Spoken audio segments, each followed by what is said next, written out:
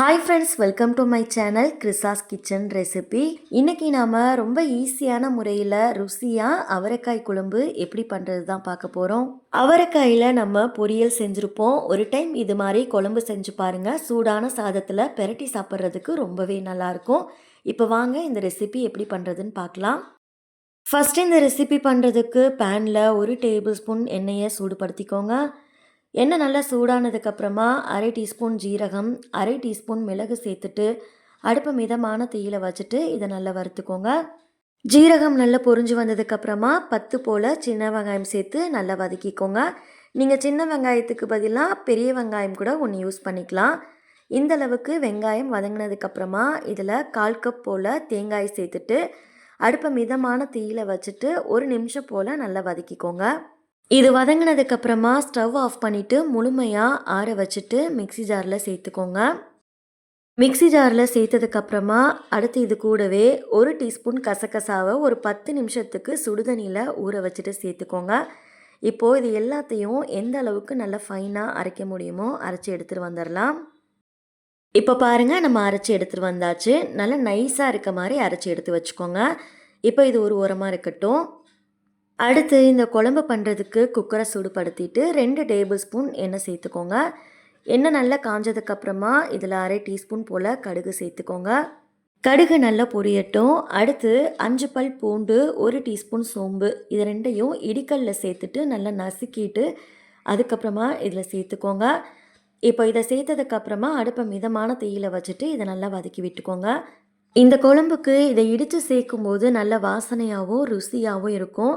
இது லைட்டாக வதங்கினதுக்கப்புறமா அடுத்து இதில் ஒரு பெரிய வெங்காயத்தை பொடியாக நறுக்கிட்டு சேர்த்துக்கோங்க. கூடவே கொஞ்சமாக கருவேப்பிலை சேர்த்துட்டு இதை நல்லா வதக்கி விட்டுக்கோங்க. வெங்காயம் நல்லா கண்ணாடி பதம் வர அளவுக்கு நல்லா வதக்கி விட்டுக்கோங்க.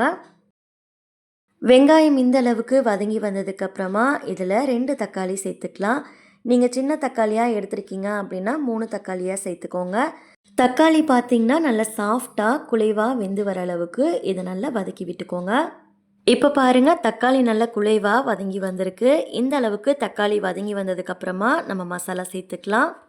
1/4 டீஸ்பூன் மஞ்சள் தூள் சேர்த்துக்கோங்க. கூடவே 1 டீஸ்பூன் மிளகாய் தூள், 1/2 டீஸ்பூன் மல்லித்தூள் சேர்த்துக்கோங்க. அடுத்து இது கூடவே 1 டீஸ்பூன் போல் உப்பு சேர்த்துட்டு இதை நல்லா கலந்து விட்டுக்கோங்க. மசாலா சேர்த்ததுக்கப்புறமா அடி பிடிக்கிற மாதிரி இருந்தது அப்படின்னா கொஞ்சமாக தண்ணி சேர்த்துட்டு இந்த மசாலாவோட ராஸ்மல்லாம் போகிற அளவுக்கு இதை நம்ம குக் பண்ணி எடுத்துக்கலாம். மசாலாவோட பச்சை வாசனையெல்லாம் போனதுக்கப்புறமா அவரைக்காய் சேர்த்துக்கோங்க. நான் இன்றைக்கி 1/4 கிலோ அளவுக்கு அவரைக்காய் எடுத்திருக்கேன்.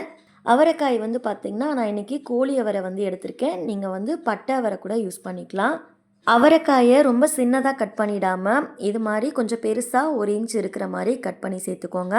காய் சேர்த்ததுக்கப்புறமா அடுப்பை மிதமான தீயில வச்சுட்டு இதை ஒரு 2 நிமிஷத்துக்கு இதோட பச்சை வாசனையெல்லாம் போகிற அளவுக்கு வதக்கி விட்டுக்கோங்க. அடுத்து இதில் நம்ம அரைச்சி வச்சுருந்த தேங்காய் விழுதை சேர்த்துக்கோங்க. கூடவே உங்களுக்கு தேவையான அளவுக்கு தண்ணி சேர்த்துக்கோங்க. நான் மிக்ஸி ஜாரையே லைட்டாக கழுவிட்டு அந்த தண்ணியவே சேர்த்துருக்கேன்.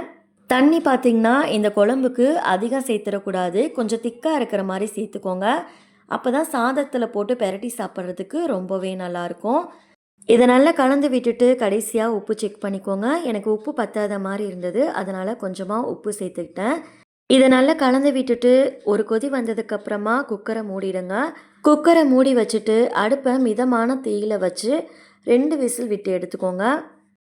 இப்போ பார்த்தீங்கன்னா 2 விசில் வந்துருச்சு. ப்ரெஷர் தானாக ரிலீஸ் ஆனதுக்கப்புறமா நம்ம குக்கர் ஓப்பன் பண்ணிக்கலாம். குக்கர் ஓப்பன் பண்ண உடனே பார்த்திங்கன்னா நல்லா கமன்னு வீடே நல்ல வாசனையாக இருக்குது. கடைசியாக இதில் கொஞ்சமாக மல்லி இலை சேர்த்துட்டு இதை நல்லா கலந்து விட்டுக்கோங்க. அவ்வளோதான், நல்ல சுவையான அவரைக்காய் குழம்பு சூப்பராக தயாராகிடுச்சு.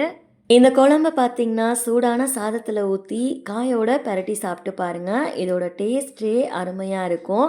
கண்டிப்பாக வீட்டில் ஒரு டைம் இதே மாதிரியே செஞ்சு பார்த்துட்டு ரெசிபி எப்படி வந்ததுன்னு மறக்காமல் உங்களோட ஃபீட்பேக்கை ஷேர் பண்ணிக்கோங்க. நெக்ஸ்ட் ஒரு ரெசிபி வீடியோவில் பார்க்கலாம். தேங்க்ஸ் ஃபார் வாட்சிங். பபாய்.